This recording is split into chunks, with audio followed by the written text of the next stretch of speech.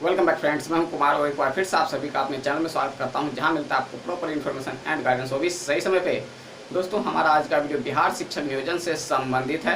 अब आप लोगों के माइंड में आ रहा होगा कि बिहार शिक्षक नियोजन में तो सब कुछ समाप्त हो गया है, नियोजन की प्रक्रिया रद्द हो चुकी है, तो आखिर मैं आपके बीच क्यों आया हूँ। तो दोस्तों, मैं आपको बताना चाहूँगा कि जब तक बिहार शिक्षक नियोजन के होने के 1% चांस भी बचा रहेगा, मैं आप लोगों के बीच आता रहूँगा और हमारी पूरी कोशिश रहेगी कि बिहार शिक्षक नियोजन की प्रक्रिया को करवाया जाए और ज्वाइनिंग लिया जाए।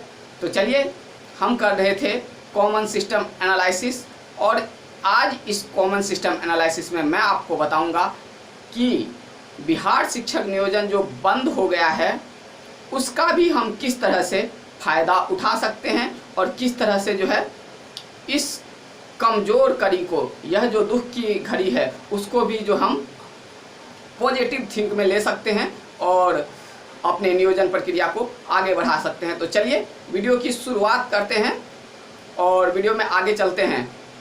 कॉमन सिस्टम एनालिसिस में ये हमारा जो है चौथा वीडियो है। इससे पहले जो है हम 3 और भाग इस वीडियो का देख चुके हैं और मूल सिद्धांत भी देख चुके हैं। तो अगर अभी तक आपने उन वीडियोस को नहीं देखा है तो पहले उन वीडियोस को देख लीजिए, ताकि हमारा यह सिद्धांत जो है आप सभी को समझ में आ जाए अच्छे से और आप आगे की बातों को समझ सके। उन सभी वीडियो का लिंक मैं वीडियो के डिस्क्रिप्शन में डाल दूंगा। और एक और रिक्वेस्ट की, अगर अभी तक आपने हमारे चैनल को सब्सक्राइब नहीं किया है तो नीचे दिख रहे लाल बटन को दबाकर चैनल को सब्सक्राइब कर लें और सब्सक्राइब करने के बाद बेल आइकन को भी दबाएं, ताकि इसी तरह का वीडियो का नोटिफिकेशन आपको सही समय पर मिलते रहे। तो वीडियो की शुरुआत कर लेते हैं। हमने अपने पहले भाग में देखा था कि बिहार में डोमिसाइल ना होने के बावजूद भी जो है बिहार के अभ्यर्थियों का 78% सीट पे कब्जा होना लगभग तय है। और दूसरे बातों पे जो एनालाइज किया था वह यह था कि कॉमन अभ्यर्थियों की संख्या बहुत अधिक है। अब आप जानते हैं बिहार शिक्षक नियोजन बंद हो चुका है। एक सुनवाई इस संबंध में, जो कि सीटेट दिसंबर का मामला है, वह 4 सितंबर को होना है। और डीएलएड वर्सेस बीएड का जो मामला है, डीएलएड वर्सेस बीएड, उसकी सुनवाई जो है वह 7 सितंबर को होनी है। तो अब हम आगे चलते हैं और देखते हैं क्या कुछ हो सकता है इस शिक्षक नियोजन में। एक और बात, आप जानते हैं कि यूपी में जो 69,000 शिक्षकों का नियोजन चल रहा है, उसमें मामला जो है बीएड और डीएलएड का वह सुप्रीम कोर्ट में जा चुका है, जिसकी अगली सुनवाई जो है 14 जुलाई को होनी है। इसका क्या कुछ प्रभाव रहेगा वह सब भी हम चर्चा करेंगे। तो पहली बात तो यह है कि अगर 14 जुलाई को डिसीजन आ जाता है तो सुप्रीम कोर्ट का डिसीजन पूरे भारतवर्ष में मान्य होगा। दूसरी बात कि इतना जल्दी भी नहीं लगता है कि डिसीजन आ पाएगा सुप्रीम कोर्ट का, क्योंकि उसमें सुनवाई होगी तो हो सकता है आगे की तारीख भी दी जा सकती है। अब हम कुछ और बातों की चर्चा कर लेते हैं कि आखिर हम इस बंद हुए शिक्षक नियोजन को कैसे चालू करवा सकते हैं और इस बंद हुए शिक्षक नियोजन को जो है रुक गया है उसे कैसे हम कमजोरी को ताकत में बदल सकते हैं। तो चलिए देखते हैं। उससे पहले एक और कमेंट मैं आप लोगों का ले लेता हूं। जब मैंने सिस्टम एनालाइज किया था तो आप लोगों का एक कमेंट बहुत ज़्यादा आया था कि 50% महिला आरक्षण का जिक्र आपने नहीं किया। तो दोस्तों, मैं आपको बताना चाहूँगा, हम जो एनालाइज कर रहे थे वह अभ्यर्थियों का एनालाइज कर रहे थे, ना कि महिला या फिर पुरुष का। और अभ्यर्थियों में महिला भी आती हैं और पुरुष भी आते हैं, क्योंकि यह बात सभी जानते हैं कि 50% महिला आरक्षण है। तो यह कोई नई बात नहीं है, तभी तो इतने ज़्यादा कमेंट आए। तो इसको आप भी आसानी से निकाल सकते हैं अगर कहीं पे निकालना हो। फॉर एग्जांपल के लिए यहाँ पर आप देख रहे हैं 6 to 8 में 29,000 सीटें हैं। अगर आप इसका 50% निकालेंगे तो 14,500 आ जाएगा। तो यह कोई बड़ी बात नहीं है। इसी प्रकार आप जो है इस 65,000 का भी निकाल सकते हैं और यह टोटल जो आया हुआ है 85,000 के आसपास, इन सब का भी निकाल सकते हैं। तो यह कोई बहुत बड़ी बात नहीं है। लेकिन फिर भी जब आप लोगों के द्वारा कह दिया गया है तो मैं थोड़ा सा और जिक्र कर देता हूँ। यह महिला आरक्षण जो है पूरे भारतवर्ष में लागू है।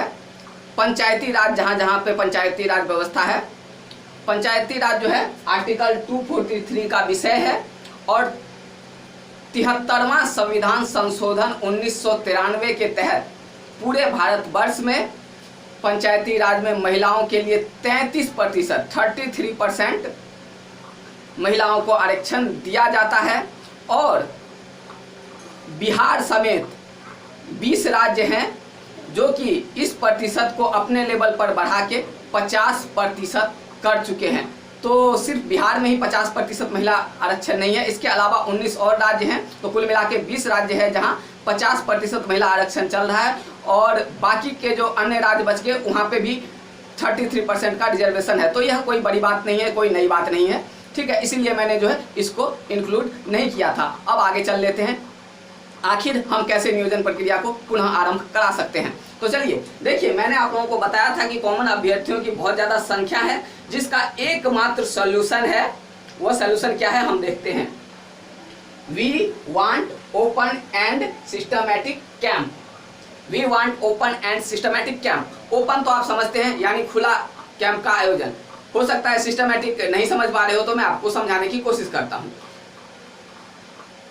सिस्टमैटिक से तात्पर्य यह है कि पहले इन लोगों का नियोजन किया जाए, यानी कि +2 वाले का, फिर सेकेंडरी का, क्योंकि इससे क्या होगा जब +2 में सीटें भर जाएंगी तो जिन अभ्यर्थियों का +2 में हो जाएगा वह फिर सेकेंडरी में भीड़ नहीं लगाएंगे, और जब सेकेंडरी में भीड़ नहीं होगी तो वहाँ पे भी अभ्यर्थियों का होना आसान हो जाएगा, और जब यहाँ पे भी सीट भर जाए तो फिर जो है 6 to 8 के लिए कैंप लगाया जाना चाहिए, क्योंकि एक बड़ी भीड़ फिर इससे कम हो जाएगी जो कि 30,020 है टोटल मिला के।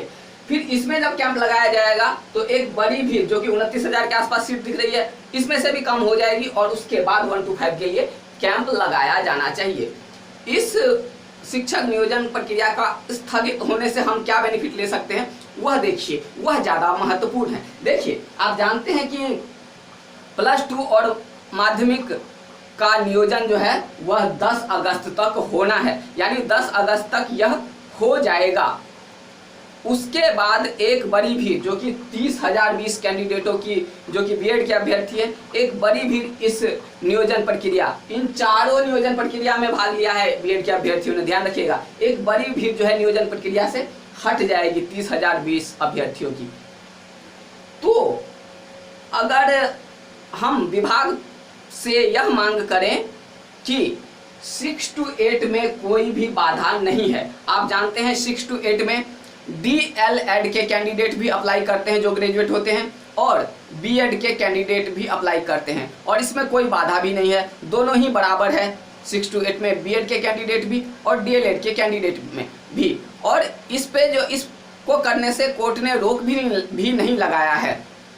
1 to 5 में जरूर प्राथमिकता वाले लेटर पे रोक लगा दिया गया है, लेकिन 6 to 8 में कोई प्राथमिकता का विषय नहीं है, और इसकी सुनवाई जो है 4 सितंबर को होना है, जो कि 7 दिसंबर के अभ्यर्थियों के केस के कारण जो अंतिम सुनवाई तिथि जो है, एक सुनवाई तिथि जो आगे बढ़ाई गई है वह 4 सितंबर है।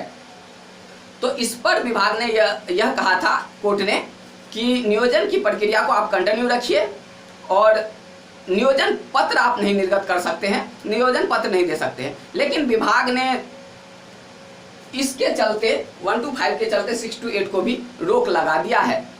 अब जबकि इसका कोई लेना देना नहीं है, इसको प्रोसेस को कंटिन्यू रखा जा सकता है, तो हमें विभाग से यह मांग करनी चाहिए कि इस प्रोसेस को कंटिन्यू रखा जाए 6 to 8 वाले को। कारण यह है कि एक बड़ी भीड़ जब हट जाएगी और यह प्रोसेस जब कंटिन्यू रहेगा तो 4 सितंबर को जब सुनवाई होगी कोर्ट में, तो जो डिसीजन आएगा उसके अनुसार सरकार आगे का काम कर सकती है, विभाग आगे का काम कर सकती है। और जब इसका नियोजन हो जाता है 4 सितंबर के बाद, तो 7 सितंबर को 1 to 5 की सुनवाई होगी, तब उसके बाद अगर इसका नियोजन होता है तो जो है आप समझ सकते हैं 3 भीड़ जो है इस नियोजन प्रक्रिया से हट चुकी होगी, +2 सेकेंडरी 6 to 8। तो इसमें जो है और अधिक लोगों का नियोजन संभव हो पाएगा, और इलेक्शन जो है वह अक्टूबर-नवंबर में बताया जा रहा है, और हो सकता है याचिका वगैरह लगा है और टालने के लिए। तो हो सकता है और भी टल जाए, हम इसको पॉजिटिव में लेके जो है अपना संपूर्ण नियोजन करवा सकते हैं, यानी कि पहले +2 में, फिर सेकेंडरी में, फिर 6 to 8 में, और फिर 1 to 5 में। एक तरह से जो है यह जो स्थगित हुआ है इसका हम फायदा उठा सकते हैं, और पहले इसका नियोजन करवा ले, एक बड़ी भीड़ कम होगी, फिर इसका नियोजन करवा ले, एक बड़ी भीड़ कम होगी, फिर इसका नियोजन करवा ले, फिर बहुत अधिक लोगों का होने का संभावना बन जाएगा, और संपूर्ण नियोजन संभव हो पाएगा अगर सबके लिए अलग अलग कैंप लगता है। और इस रोक की वजह से जो है हम सबका अलग अलग करवा सकते हैं, क्योंकि इसका 10 अगस्त तक होने वाला है, इसका 4 सितंबर के बाद करवा लें। अगर ये प्रोसेस कंटिन्यू रहता है तो इसका कंटिन्यू रहना बहुत ज़्यादा जरूरी है।